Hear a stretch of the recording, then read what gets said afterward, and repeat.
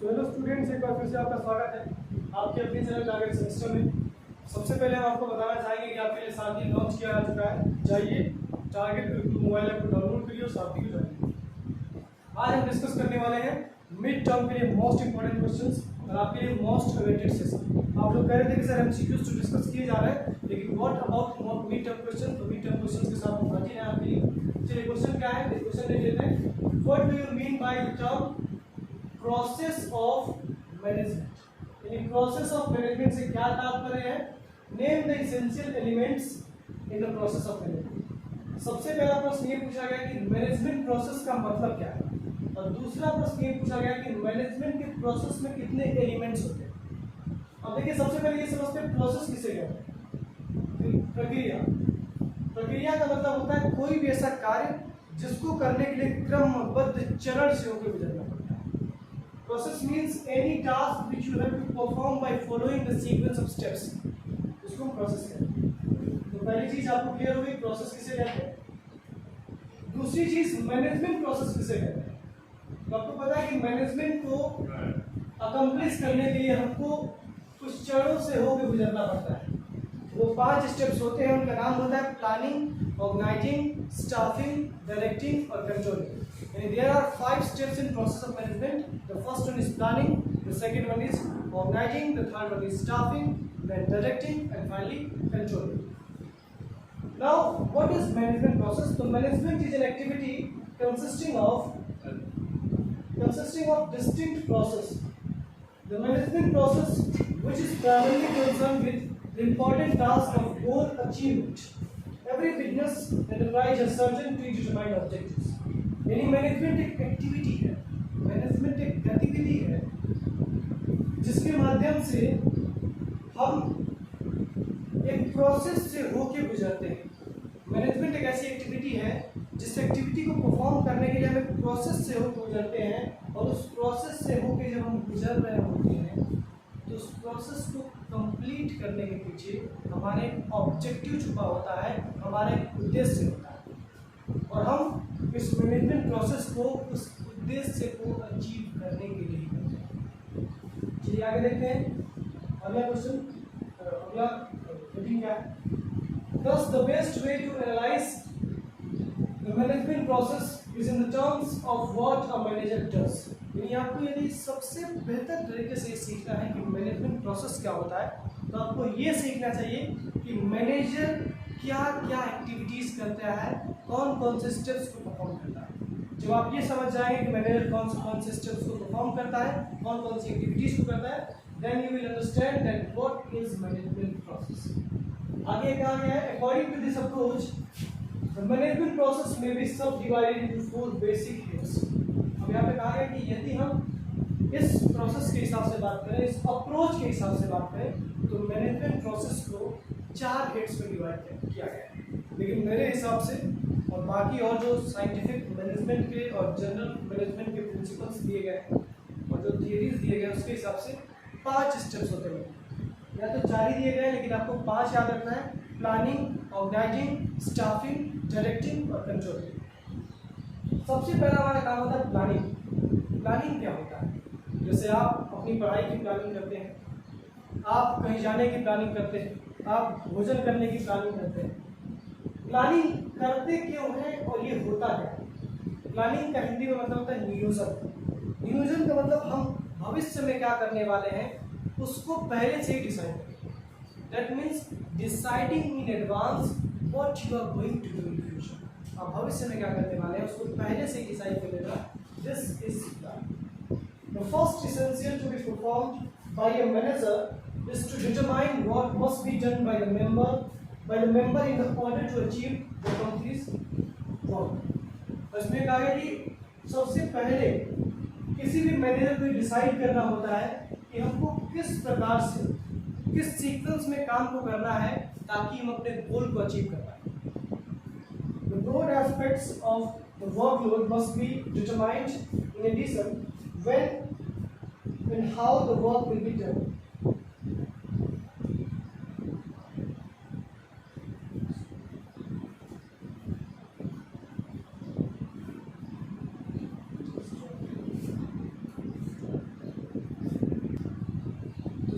Management थोड़ा सा ये नीचे की लाइनें विजिबल नहीं थी, इसलिए हमने इस बोर्ड पे एडजस्ट किया तो लाइनें विजिबल हो। यहाँ पे हम आगे पढ़ रहे थे, the broad aspects of the workload must be determined. In addition, when and how the work will be done are indicative of the manager's work in the phase. यानी एकदम बिल्कुल साधारण भाषा में कहें तो प्लानिंग का मतलब होता है what we are going to do in future, we have to decide it present. Present में हम ये डिसाइड कर लेते हैं कि हमको फ्यूचर में क्या करना है, इसी को हम प्लानिंग, ठीक है। इसमें बहुत सारी चीज़ें लिखी गई हैं, but you have to keep in your mind that planning means deciding in advance what you are going to do in future. चलिए आगे देखते हैं। अगला हमारा स्टेप है ऑर्गेनाइजिंग।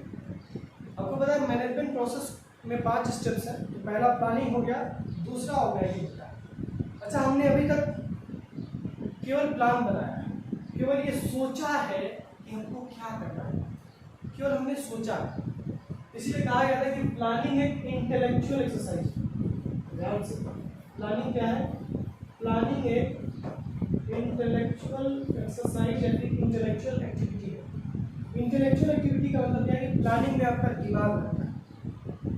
प्लानिंग एक इंटेलेक्चुअल एक्टिविटी है क्योंकि प्लानिंग में आपका दिमाग लगता है, आपकी बुद्धि लगती है। लेकिन ऑर्गेनाइजिंग में आपको ग्राउंड लेवल पे काम करना है, यानी जो आपने प्लान बनाया है प्लान आप अचीव कैसे करेंगे, इसके लिए आप ग्राउंड लेवल पे काम स्टार्ट करते हैं ऑर्गेनाइजिंग के माध्यम से। ऑर्गेनाइजिंग का मतलब होता है संगठित करना, जो चीज़ें बिखरी पड़ी हैं उनको सुसंगठित कर देना, इसको कहते हैं organising. So the course and makeup of actions having been determined, the next step in order to accomplish the work is to be distribute or allocate the necessary component activities along the members of the group. This distribution executed by the manager is guided by consideration of such things as the nature of the component activities. अब इसमें बहुत complicated language में आप लिखा गया है, लेकिन आपको बिल्कुल आसान लैंग्वेज में बता देते हैं। प्लानिंग में हमने डिसाइड किया कि करना क्या है, प्लानिंग में हमने डिसाइड किया कि करना क्या है। अब ऑर्गेनाइजिंग में हमें डिसाइड नहीं करेंगे कि करना क्या है, वो तो ऑलरेडी डिसाइड हो चुका है प्लानिंग में। ऑर्गेनाइजिंग में हम काम करना स्टार्ट करें। जैसे हमने गोल बना लिया है कि हमको इस साल 10 लाख का प्रॉफिट कमाना है, ये हमारा प्लान हो गया, प्लानिंग हमने कर ली इसकी।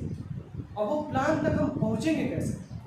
10 लाख का प्रॉफिट कमाने के लिए हमको क्या क्या करना होगा, उसके लिए हमको ऑर्गेनाइजिंग करना होगा। हमको देखना पड़ता है कि हमको कौन कौन सा काम करना पड़ेगा, उस काम को कैसे डिवाइड करें, उस काम को किस व्यक्ति को असाइन करें, ये सारी चीज़ें you have to decide organising, ठीक है। तो ठीक है, ऑर्गेनाइजिंग के बाद अगला स्टेप आता है, हम आपको अच्छे से बता देते हैं, पीडीएफ से बेहतर आपको हम एक्सप्लेन करें। अगला स्टेप आता है आपका तीसरा, स्टाफ। प्लानिंग में हमने प्लान बनाया, ऑर्गेनाइजिंग में हमने रिसोर्सेज का अरेंजमेंट किया, काम को बांटा, डिपार्टमेंट्स क्रिएट किए। स्टाफिंग में हम स्टाफ्स को रिक्रूट करेंगे, क्योंकि आपकी ऑर्गेनाइजेशन में सारे काम मशीन पर नहीं कर सकते, और यदि मशीन कुछ काम कर भी सकते हैं तो मशीनों को चलाने के लिए भी इंसान की आवश्यकता है। वो इंसान आएंगे कहाँ से? तो वो इंसान आएंगे आपके स्टाफिंग स्टेप के माध्यम से। स्टाफिंग के बाद अगला होता है डायरेक्टिव, एंड देन कंट्रोल। हमने देख लिया कि हमारे पूरे मैनेजमेंट प्रोसेस में टोटल 5 स्टेप्स हैं। सबसे पहला स्टेप है प्लानिंग, दूसरा है ऑर्गेनाइजिंग, तीसरा स्टाफिंग, चौथा है डायरेक्टिंग और पांचवा है कंट्रोल।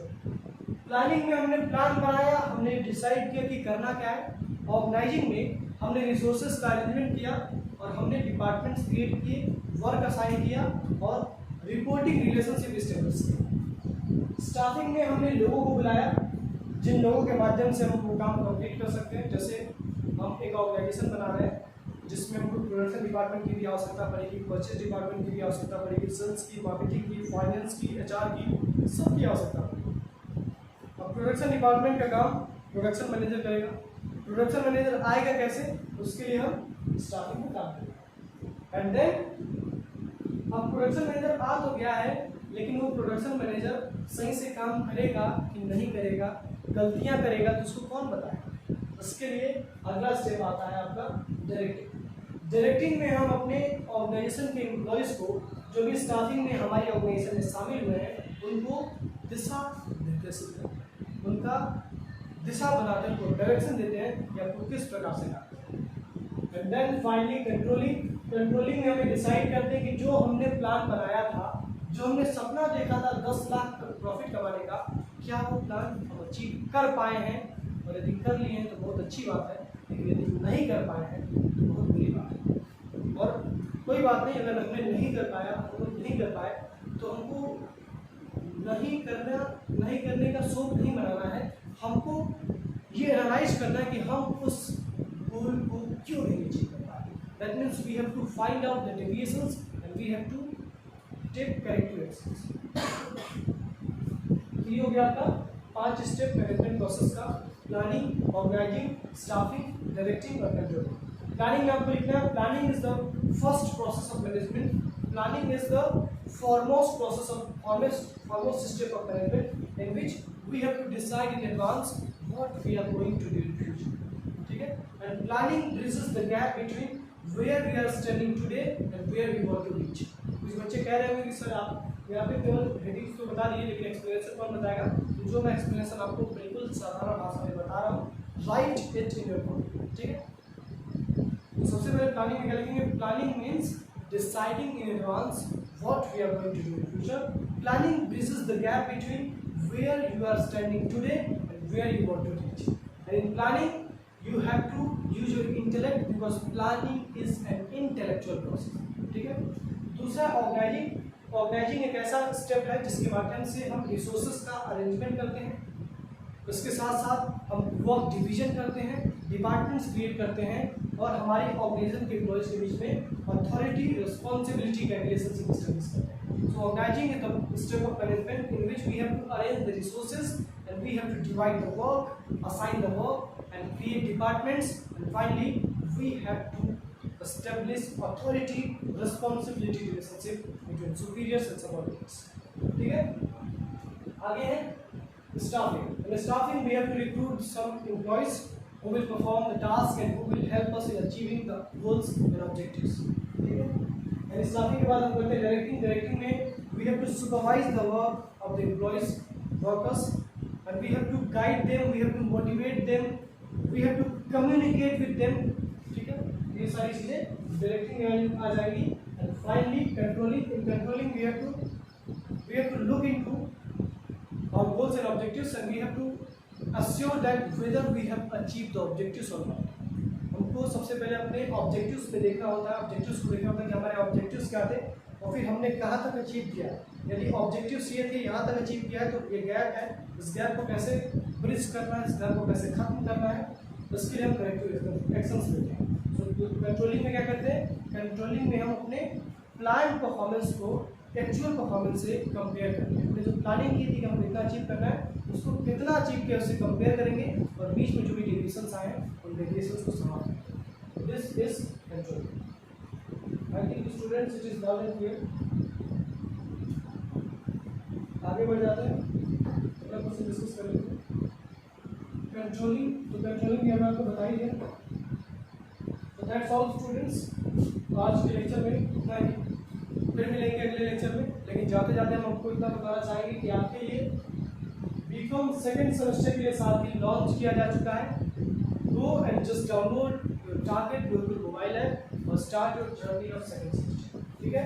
ये आपका साथी है और इसका कॉस्ट है केवल 199 रुपीज़, 199 रुपये में मात्र आपको पूरा साथी में हर एक सब्जेक्ट के इंपॉर्टेंट क्वेश्चंस, उसके इंपॉर्टेंट थियरी क्वेश्चंस, उसके important MCQs, previous year question papers, उसके साथ साथ आपको लाइव डाउट क्लास भी दी जा रही है। लाइव डाउट क्लास कुछ दिनों से नहीं हो पा रही थी, पिछले कई दिनों से, क्योंकि सिलेबस भी कवर नहीं हुआ था, बच्चे भी नहीं आ रहे थे जो बच्चे ऑलरेडी साथी में इनरोल्ड है।